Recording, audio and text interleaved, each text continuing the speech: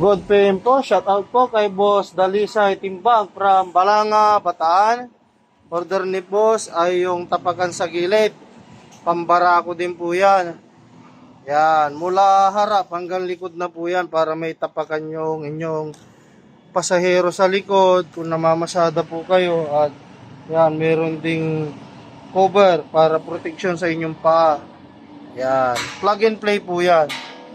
Solid na stainless shafting to.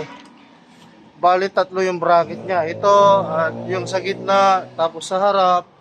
Then ito po yung inyong rear fender, adjuster, at yung RDS na sprocket cover at saka yung carrier. Ayan. Ito naman yung pasunod ko sa inyo na visor. Dito po yan nilalagay busing. Dagdag forma po. Yan, iipit lang po yan sa loob, dito banda. Ganyan po yung setup niya. Iipit nyo dyan. Itong sa akin, di ko pa nalalagyan.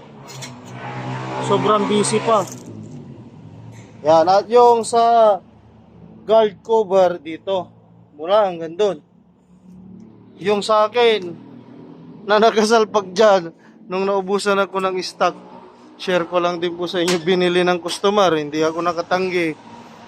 Pinagbigyan ko na para hindi masayang yung punta ni Busing. Maraming salamat, ride safe!